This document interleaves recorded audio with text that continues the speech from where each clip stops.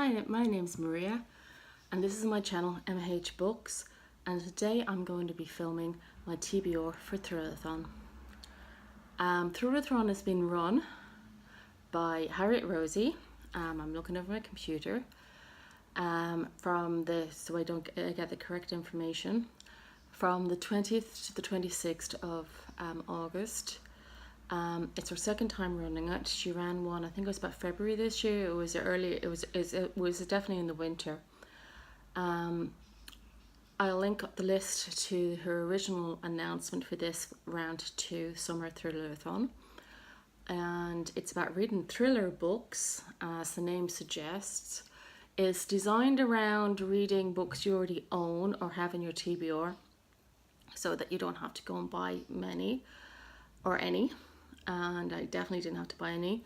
And the reason I was interested in doing it is because I've done it last time and it was great fun, but also because I have so many thriller books on my TBR that I haven't read yet. So some of them are from the crime genres, and some of them are more from the horror genres, but would be considered thrillers as well within the horror genres.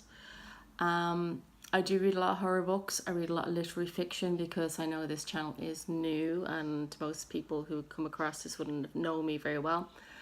But I think I should really just crack on and go through her questions. So her first question is, or challenges. Her first challenge is to read the thriller you're most anticipating.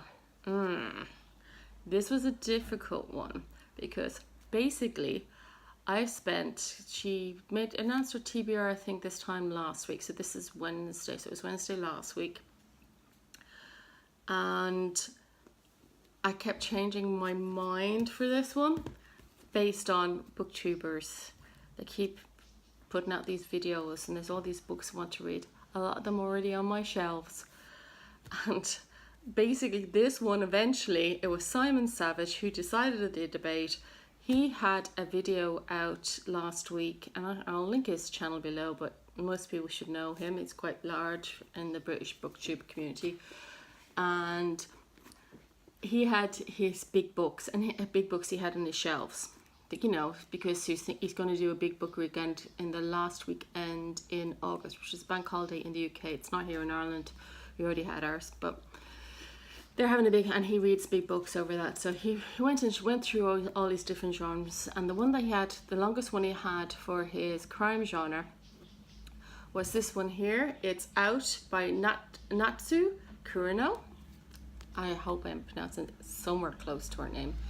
And his book looked much larger than mine, than I remembered mine being, so I went around looking for ages to find it. So I eventually found it, and then I said I have to read this because I read the back blurb. So I'm going to read the back blurb for this one because it's good. Okay, even down to the little tag that's supposed to sell it to you. So it's nothing in Japanese literature prepares us for the stark, tension-filled, plot-driven realism of Natsu Kurino's award-winning literary mystery Out. So hopefully it's literary. This mesmerizing novel tells the story of a brutal murder in the state Tokyo suburbs as a young mother who works at the night shift making boxed lunches strangles her abusive husband and then seeks the help of her co-workers to dispose of the body and cover up her crime. I have a nightmare where I'm disposing a body, and I just realised I've only buried it out somebody's back garden and the police are coming and it's going to be bloody easy to find. So I hope maybe this will give me an idea for my nightmare of where to put this body. Now I get terrified. Sorry. The coolly intelligent Masako emerges as the plot's ringleader, but quickly discovers that this killing is merely the beginning, as it leads to a terrible. Sorry, I have an iPad here for a reason. You have to watch to the end. Merely the beginning, as it leads to a terrifying foray into the violent underbelly of Japanese society. So it's at once a masterpiece of literary suspense and pitch black comedy of gender warfare, Out is also a moving evocation of the pressures and prejudices that drive women to extreme deeds and the friendships that bolstered them in the aftermath. So this is one of my anticipated reads, but I'm unlikely to get to 5 books. But this book and the last book I'm going to talk about are both qualified for Women in Translation. Women in Translation is being run from the Saturday the 25th, and so it actually overlaps by 2 days with Thrillerathon. So these books, which I will talk about the last one as well, will cover me for that as well. So it's kind of I'll be able to do 2 readathons at the same time. 2 readathons I really wanted to do at the same time. So that's out. The next one is, because I've seen, I think I commented quite a bit on her, 2 or 3 times on her channel. It's Amy Azui Beck that was reading, I think about 2 or 3 weeks ago, The Moonstomper, Wilkie Collins.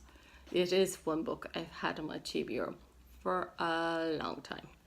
I don't know if it's the oldest, and this challenge is read the thriller that's been your TBR the longest. So read the thriller that's been on your TBR the longest. It is one of the first crime detection novels.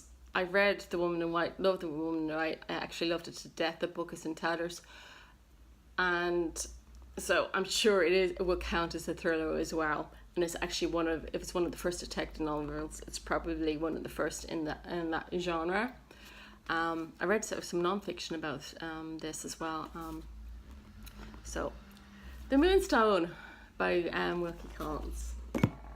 The next question, I just nearly spilled my coffee all over my books. That would have been a disaster. Read the thriller you most recently added to your TBR. You would have seen this in my one and only book haul I've posted so far. This is Novells. This is one of the books I said that actually could cover the horror thriller genre more than the crime thriller genre. So few believed Professor Caldwell could commune with spirits, but in Scotland's oldest university town, that's St Andrews, that's where I did my PhD, I want to write a story there. So let's see how Adam does his story. Something has emerged from the shadows and is stalking the streets. There's only 3 streets in St Andrews. Seriously, there's only 3 streets. I know I was there when Prince William was there, and you know, I don't know why I mentioned that bit, but I'm just saying, like, there was only 3 streets, so everybody knew everybody. Now the young are being haunted by night terrors, and those inflicted are disappearing. So the young, well, I mean, it is a very young town, it being a university town. The next one is read the thriller with the best cover. Now, this cover is quite nice, isn't it? Like, you know what I mean? You see that little bit of red bit there, and there's a old map of London. It's The English Monster. It's Lloyd Shepherd. But I read the 3rd book of this, and I know it's a thriller, but it will, and police procedural-ish, sort of, because it's set in 1811 and 1564. So it's also historic fiction, but the reason I think it's a lovely cover is, see his little face? There's his body. It's a very shiny book. Look at his body.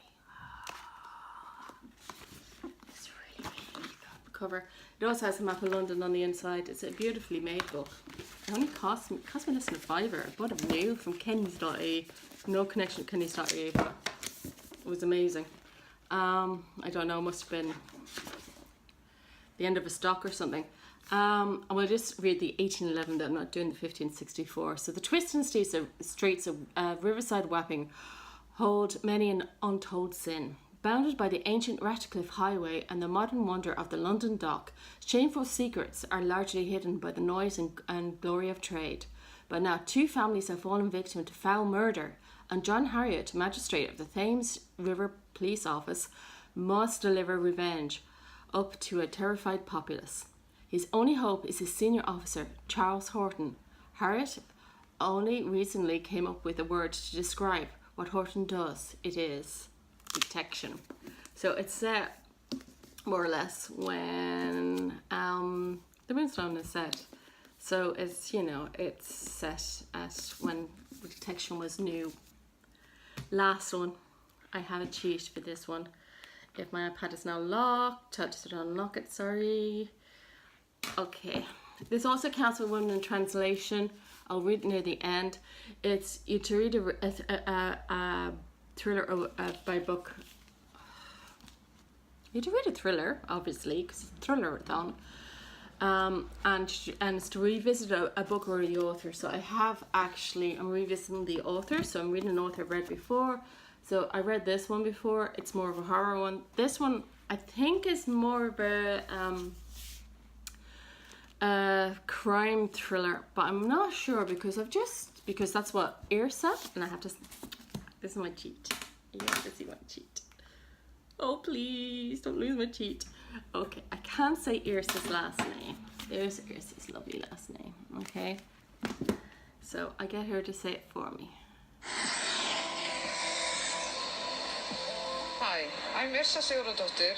I'm a crime fiction author, and I'm going to take you on a brief tour of my home country, Iceland, the setting of my best-selling mystery series. There you go. So she has written this. That stage she's talking about her second one. I think this is the first mystery series. I think this is her second one. I'm going to read you the blurb from it. But this is incredible. Here he is, standing on a pillar of rock, hardly any bigger in area than his flat. Surrounded on all sides by the freezing ocean. This is no place for a human being to spend an hour, let alone the whole night. His thoughts return to his dream. Whitewashed concrete, spattered all over with blood. Shiny black pools on a stone floor. All of a sudden, he remembers how the dream ended. There were 4 people to begin with. 2 returned to land. It is a pity he can't remember if he was one of them. Gives me the chills. So I'm glad I picked that one. I'm glad I picked all of them.